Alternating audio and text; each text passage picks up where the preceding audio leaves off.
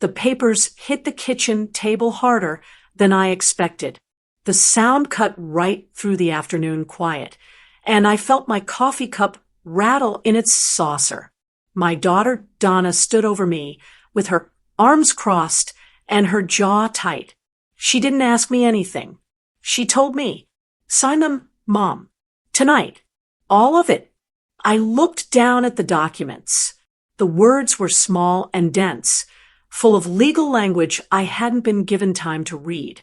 But I could see the important parts clearly enough. It was a transfer of income authorization, my $2,100 monthly annuity, the money I had saved my whole working life to secure in retirement. She was asking me to hand it over completely. "I need to read through this first," I said carefully. Donna pulled out the chair across from me and sat down. She leaned forward with both elbows on the table, the way she used to do as a child when she wanted something badly. But this wasn't a child's look. Her eyes were flat and calculating, and there was a coldness behind them I hadn't seen before. "You've had long enough to think about it," she said. "It's time to stop stalling." I kept my hands still. I did not reach for the pen. I sat there quietly, waiting. Something in my gut told me to say nothing yet. I had spent 40 years dealing with difficult people. I knew that silence sometimes pulled the truth out faster than any question could. Donna let it sit for only about 10 seconds before she leaned in even closer. "Mom," she said, and her voice dropped low the way people do when they want to make sure no one else hears. "If you don't sign this, I'm going to have to do something I really don't want to do." I looked at her steadily. "What does that mean?" She pressed her lips together. "I've been talking to people, to the neighbors, to Aunt Ruth, to a few of your old friends from the clinic." She paused. "Everyone agrees that you've been slipping, forgetting things, saying things that don't quite make sense. If I have to, I can take this to a judge and let them decide whether you're still capable of managing your own finances." The words landed like something heavy dropped in still water. I felt the ripples move all the way through me. She sat back and straightened her blouse. "I really hope it doesn't come to that." I said nothing, but my mind had already started moving. After Donna left that evening, I sat at the kitchen table for a long time. I didn't turn the television on. I didn't make another cup of coffee. I just sat with the weight of what had happened settling slowly over me like cold rain. My own daughter had just threatened me, not in a shouting way, not with anger in her voice. She had done it quietly, with a smile still faintly on her face, as though she was doing me a favor by warning me. That was the part that frightened me most. It wasn't a burst of emotion. It was a plan. She had already been talking to people. She had already been planting ideas about my memory, my health, my ability to think clearly. She hadn't come to that kitchen table with those papers by accident. She had been building toward this moment for a long time, and I had been too close to see it. I picked up the documents from the table and read through every single page. I read them twice. Then I folded them carefully and set them by the window. She wanted my $2,100 a month. She wanted control, and she believed that at 85 years old, I would be too tired, too confused, or too afraid to say no. She was wrong. My name is Dorothy Callahan. I am 85 years old, and I have lived in the same house in Baxter Falls, Kentucky for over 30 years. The house is small and plain, white siding, a narrow front porch, a garden in the back where I still grow tomatoes every summer. It is not much to look at, but it is mine. I was born the third of 5 children to a farming family in eastern Tennessee. We didn't have much growing up, but my mother taught me early that dignity was not something that could be taken from you. It could only be given away. I carried that lesson with me my entire life. My husband, Gerald, and I married when I was 24. He was a quiet, hard-working man who fixed engines for a living and never once raised his voice at me.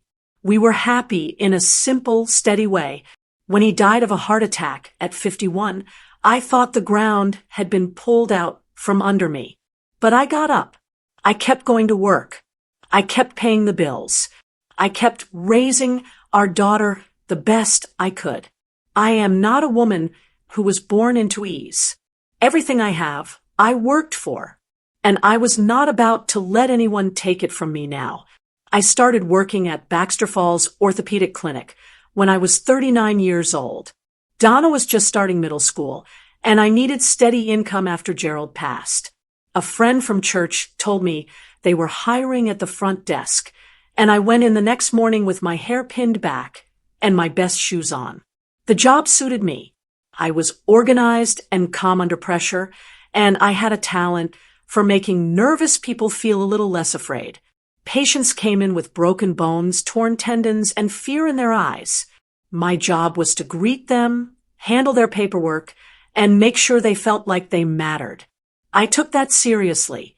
Over 40 years, I watched doctors come and go, watched the clinic grow from a small practice into a full surgical center. I trained new staff, memorized insurance codes, and handled billing disputes that would have made younger women cry. I knew everyone in that building by first name, but the most important thing I did in those 40 years was save. I packed my lunch every single day. I drove the same car for 11 years.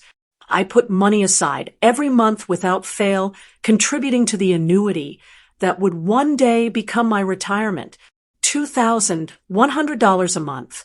That was my reward for a lifetime of discipline, and it was mine. Gerald died on a Thursday afternoon in October. The clinic called me out of a staff meeting to tell me he had been found unresponsive at the garage where he worked. By the time I got to the hospital, he was already gone. Donna was 12 years old. Those first weeks after his passing were some of the hardest of my life. I had to bury my husband, comfort my grieving daughter, and figure out how we were going to keep the lights on, all at the same time. There were nights I lay in bed doing math in my head just to keep from falling apart. But I refused to let Donna see me break. I got up every morning, made her breakfast, walked her to the school bus, and then drove to the clinic to put in my 8 hours. When I came home in the evenings, I cooked dinner, helped with homework, and listened to whatever was on her mind. I told her we were going to be okay. And slowly we were. I sacrificed a lot during those years.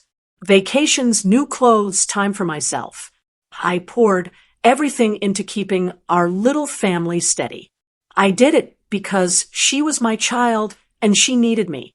Looking back now, I wonder if I gave too much, because somewhere along the way, giving became something she expected. Donna married a man named Barry when she was 28. He was a salesman with a loud personality and a habit of spending money faster than he made it. I kept my opinion of him to myself because Donna seemed happy, and I had promised myself I would not be that kind of mother. They had one child together, my grandson Leo, who came into the world on a rainy April morning and immediately became the brightest part of my life. Leo was everything good. He had Gerald's quiet eyes and a laugh that could fill a room.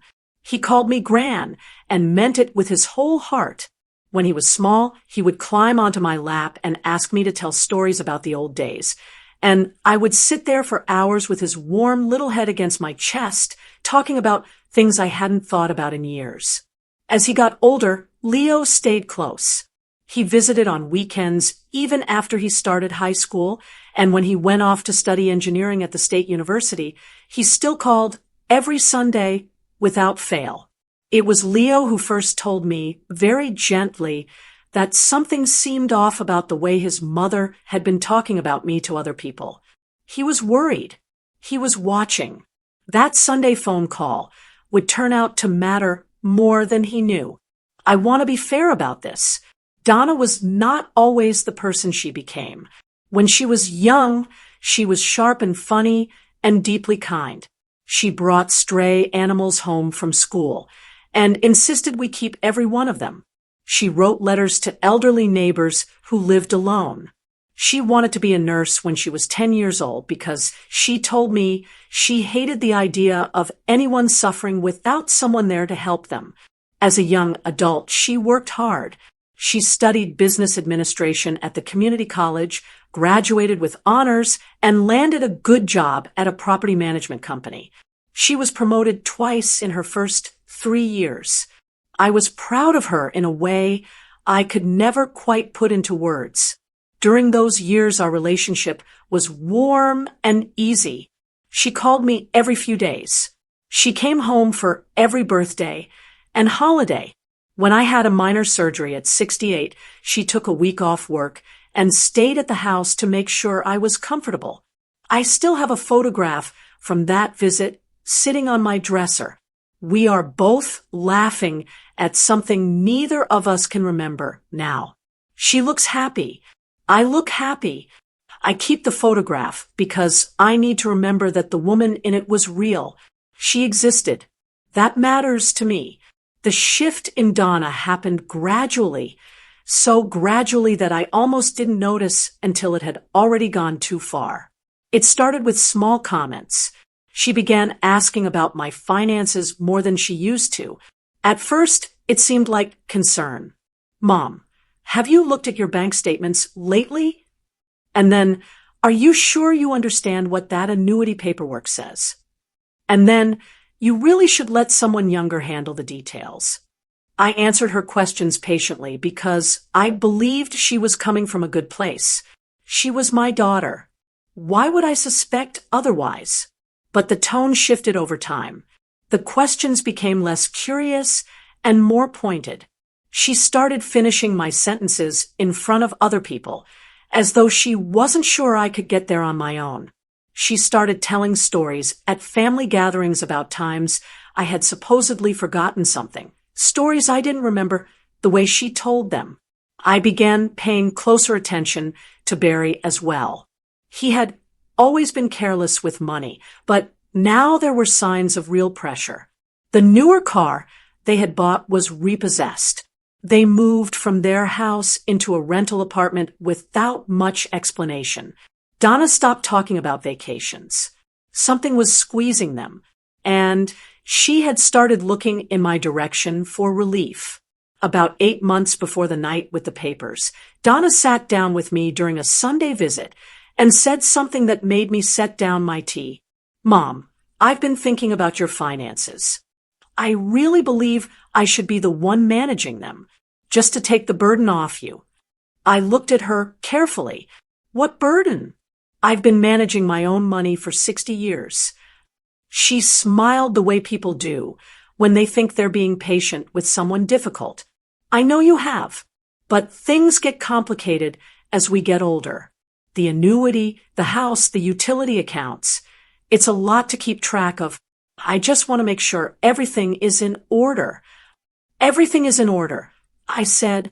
She let it go that day, but she brought it up again 2 weeks later. And then again after that. Each time she framed it a little differently, once as a practical matter, once as something other families did all the time, once as something she was doing for my sake, not hers. I started keeping a small notepad in my kitchen drawer. Every time she brought it up, I wrote down the date, what she said, and exactly how she said it. I wasn't sure why I was doing it yet, but something in my gut told me to start keeping records. The first real argument happened on a Wednesday in March. Donna had come over unannounced, which she had been doing more often lately. I was in the middle of balancing my checkbook, something I did every month by hand, the way I always had, when she walked in and saw the papers spread across the table. You're still doing that yourself? She asked. Yes, I said. I always do. She sat down without being invited and started looking at the pages. I placed my hand over them, firmly. Those are private, I said. Something hardened in her face. Mom, I'm your daughter. I know who you are, I told her. These are still private. It escalated from there. She said I was being unreasonable. She said that at my age, keeping my finances hidden from family was dangerous. She said that if something happened to me and no one knew the details of my accounts, I could end up in serious trouble. I told her that if something happened to me, my attorney had everything he needed. She hadn't known I had an attorney. The surprise on her face lasted only a second before she covered it with irritation. She left without finishing her coffee. I sat alone in the kitchen afterward, hands steady, heart racing slightly. I had told her the truth. But I realized that night I had also made myself a target. After that argument, I started watching more carefully. I paid attention to small things, the timing of her visits, the questions she asked, the way she referenced my health and my memory in conversations that didn't call for it. And I started noticing things that didn't add up. She mentioned once that she and Barry had put money into a real estate investment and were waiting on returns. A few weeks later, she mentioned they had moved their savings into a different account because of fees. Then she said Barry had started a new business, and they were in a growth phase. None of these things matched each other, and when I asked gentle follow-up questions, she changed the subject quickly. I am not a financial expert, but I spent 40 years watching insurance companies argue over billing codes, and I know what it looks like when someone is covering a story with more story. I also noticed that Donna had started paying for things in cash. Her car, which Leo mentioned had been leaking oil, was suddenly replaced with a newer model. But she told me they were saving more than ever. People who are saving don't scramble for an 85-year-old woman's annuity. They don't threaten and pressure to get access to $2,000 a month. Something was seriously wrong with her finances. I just didn't know how wrong yet. I found out about the rumors from my neighbor Patsy, who had lived 3 houses down and known me for 20 years. Patsy was not a gossipy woman. When she pulled me aside after church one Sunday and looked uncomfortable, I knew she had something real to say. "Dorothy," she said slowly, "has Donna been having some kind of trouble?" I asked her why she was asking. Patsy told me that Donna had called her 2 weeks earlier and mentioned quite casually that she was worried about me, that I had been leaving the stove on, that I had forgotten an appointment, that I had confused some financial documents, and nearly signed something I shouldn't have. None of those things had happened. A few days later, my sister-in-law Ruth called from Nashville. She said Donna had contacted her as well, asking her to keep a closer eye on me during her next visit because I hadn't quite been myself lately. Ruth sounded kind about it, but I could hear the worry she was carrying. Donna had also apparently spoken to 2 of my former coworkers from the clinic. I heard about it through a phone call from my old friend Harriet, who was gentle but confused by the whole thing. I sat with all of this information and understood exactly what it meant. My daughter was not gossiping. She was building a case. 2 weeks after I spoke to Patsy, Donna organized what she called a family check-in. She had invited 4 people: Ruth, her cousin Philip, Patsy, who I could tell felt uncomfortable being included, and Barry, who sat in the corner of my living room with his arms crossed and barely spoke. Donna ran the meeting the way someone runs a formal meeting. She had a printed list of concerns. She talked about my age and my health. She brought up the stove incident that had never happened. She said I had seemed confused during recent phone calls. She mentioned that managing finances became harder for people at a certain stage.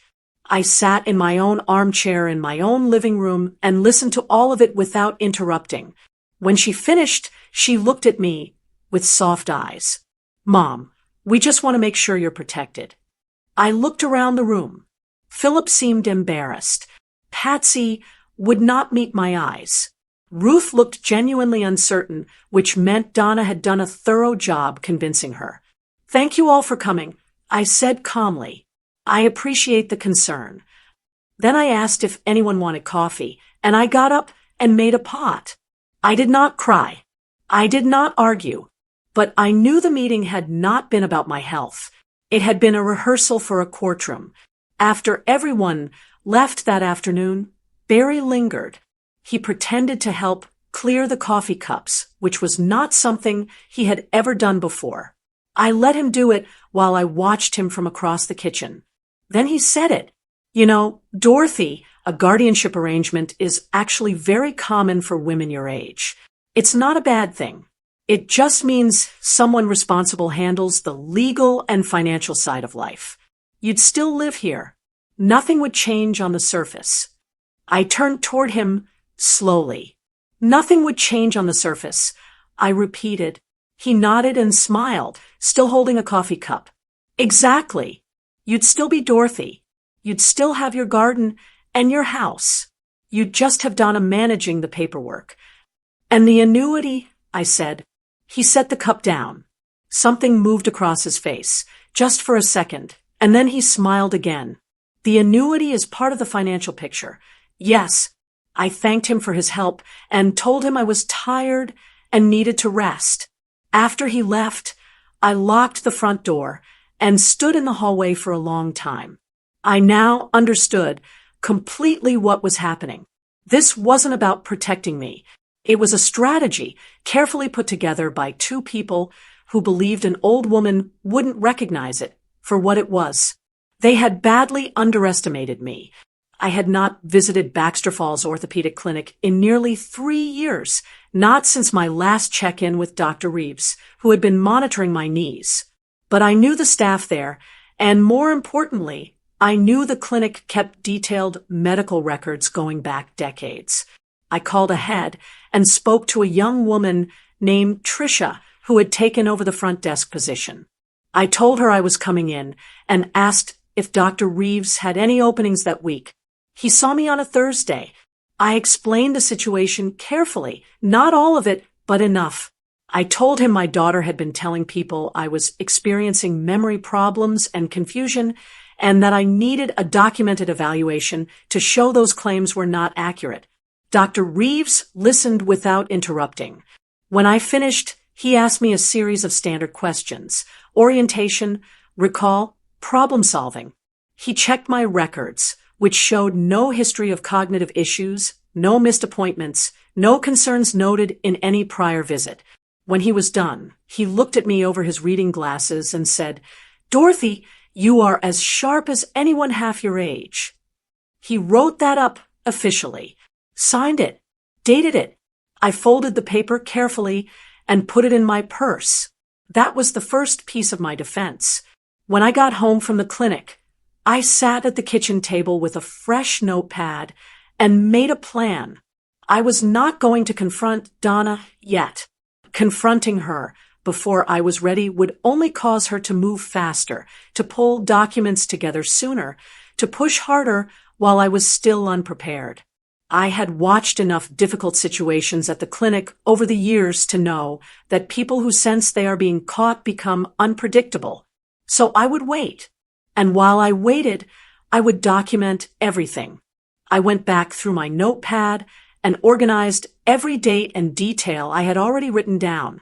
Then I created a cleaner record, dates of conversations, who said what, who was present, any witnesses. I wrote down everything I had heard from Patsy, from Ruth, from Harriet.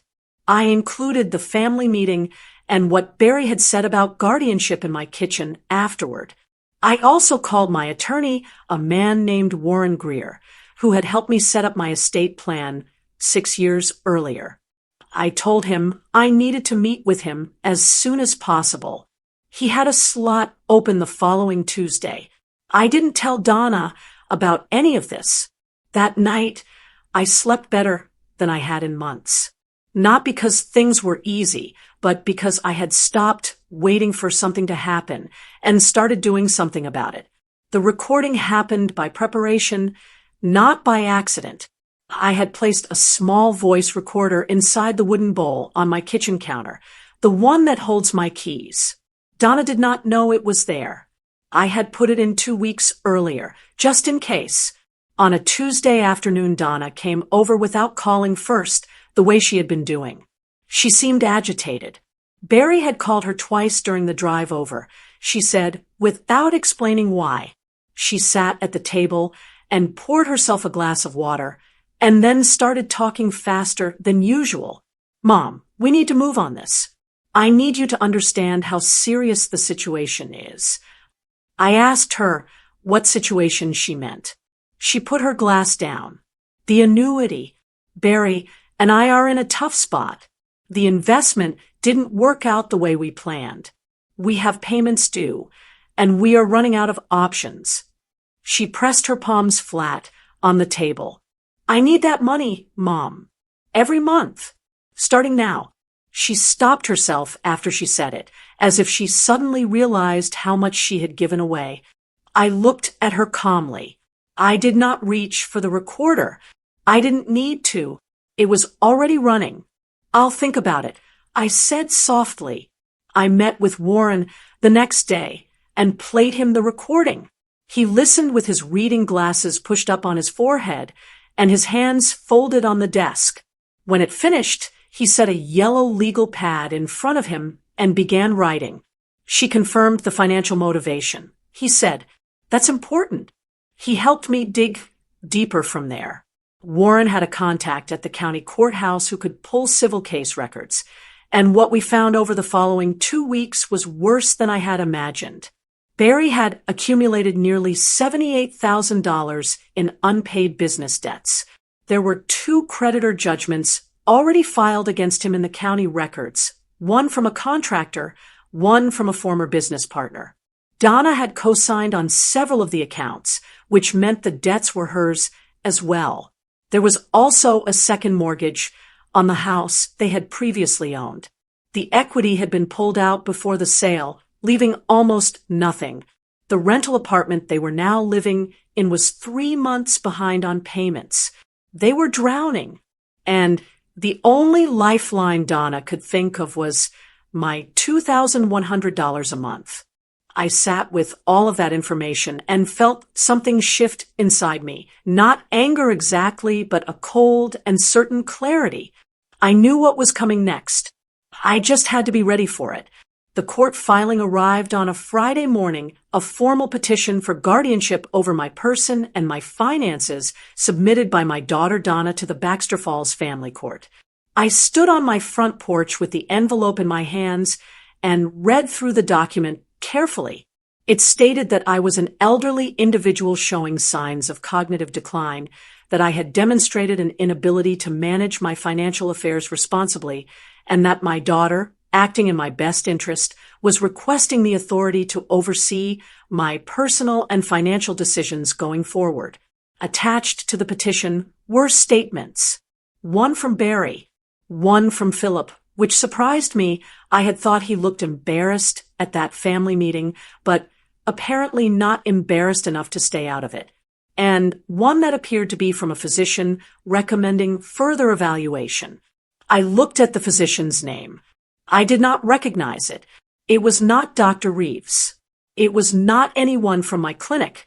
The letterhead looked real, but the address was from 2 counties away, a practice I had never visited and a doctor I had never seen.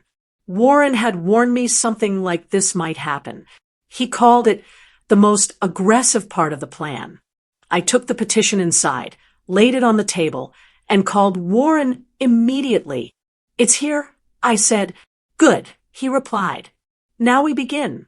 What I had not expected, but what turned out to be one of the most important things that happened, was a phone call on a Sunday afternoon 3 days after the petition arrived.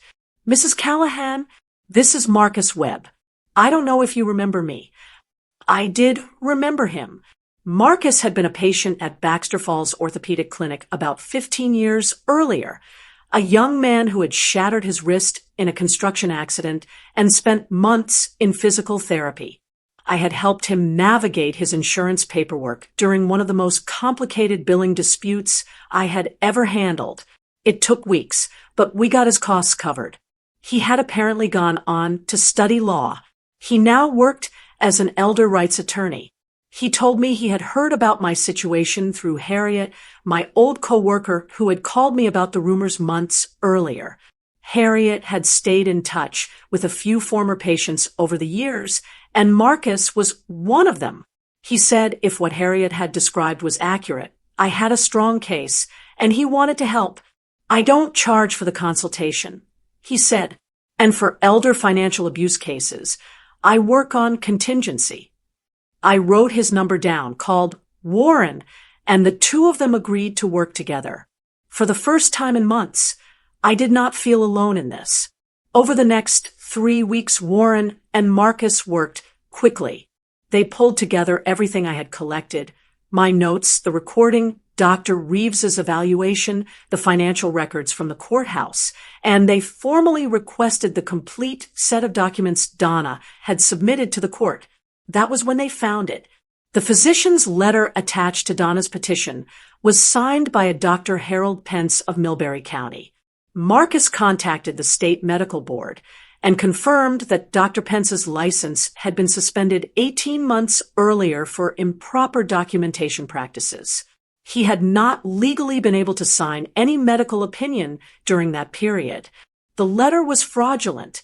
Marcus also found something buried in the paperwork Donna had submitted, an old authorization form bearing my signature attached to a financial access request, designed to look as though I had previously consented to Donna managing certain accounts. Warren examined the signature carefully and compared it against my actual documents on file with his office. The signature was not mine, not even close. The handwriting was similar in shape, but sloppy in the specific places where my own signature always held firm. Someone had copied it poorly. Marcus filed an immediate response with the court, attaching all the evidence and requesting the petition be reviewed for fraud before any hearing moved forward. The judge assigned to the case set a hearing date. The courtroom was smaller than I had imagined. Wood-paneled walls, fluorescent lighting, for rows of benches behind the barrier. I sat at the table on the left, with Warren on one side and Marcus on the other. Donna and her attorneys sat at the table to the right. Barry was in the gallery behind her. He did not look at me. The judge was a woman named the Honorable Patricia Dunn. She had a no-nonsense quality about her that I immediately respected. Donna's attorney went first. He presented her as a concerned daughter trying to protect a vulnerable elderly mother from the consequences of declining judgment. He spoke for about 12 minutes and used the word welfare many times. Then Marcus stood up. He presented Dr. Reeves's medical evaluation. He entered the recording into evidence, the one where Donna described her financial desperation, and said plainly that she needed my money. He submitted the courthouse debt records showing $78,000 in outstanding creditor judgments. He presented the comparison between my known signature and the forged authorization form. And finally, he submitted the documentation confirming that Dr. Harold Pence had been operating under a suspended license when his letter was written. The courtroom got very quiet. Judge Dunn looked down at the materials for a long time. Then she looked at Donna. Judge Dunn did not raise her voice. She didn't need to. She stated plainly that the petition before her was not supported by credible evidence, and that the evidence presented in response gave her serious concern about the nature of the filing itself. She noted that Dorothy Callahan had a documented evaluation from a licensed physician of record showing no cognitive impairment. She noted that the medical opinion submitted by the petitioner came from an individual whose license was suspended at the time of signing, making the document legally void. She noted the recorded statement in which the petitioner had openly described the financial motivation behind her request. She denied the guardianship petition in full. Then she referred the forged authorization document and the fraudulent medical letter to the county prosecutor's office for review. Donna's attorney leaned in and whispered to her. Barry left the gallery before the judge finished speaking. I kept my eyes straight ahead until Judge Dunn stepped down and the room began to move again. Then I let out a very slow breath. Marcus placed his hand briefly on my arm. "It's done," he said. Warren was already packing his briefcase. I looked over at the table where Donna had been sitting. She was still there, staring at the papers in front of her, not moving. Her face looked older than I had ever seen it look. I picked up my purse and walked out of the courtroom. In the months that followed, the prosecutor's office opened an investigation into the forged signature and the fraudulent medical letter. I was told the process would take time and that I might be asked to give a statement. I said I would cooperate fully. Leo drove up from the university the weekend after the hearing and took me to dinner at a little Italian place on the main street that Gerald and I used to love. We sat by the window and talked for 2 hours. He told me he was proud of me. I told him I had learned from the best, his grandfather, who had always said that a person's dignity was the one thing worth fighting for. I think about Donna sometimes. I have not spoken to her since the courtroom. I do not know what the investigation will bring for her. I hope that somewhere beneath everything that happened, the young woman I raised, the one who brought stray animals home and wanted to be a nurse, still exists. But I cannot carry her choices for her. I never could. What I know is this. I am 85 years old. I live in my own home, in my own town with my garden and my tomatoes and my memories. My annuity arrives every month exactly as it should. My mind is clear. My records are straight. I spent 40 years showing up when no one else would. I raised a daughter on my own. I saved every dollar I could. I built a quiet, honest life. Today, I am an old woman who said no to pressure and also meant every word. Thank you for watching this video. If you enjoy and crave to watch more videos like this, please do well to subscribe to our channel, also share, and most of all, drop a comment on the comment section on what you would have done if you were in my shoes. Once again, thank you, and do well to stay tuned for more videos like this.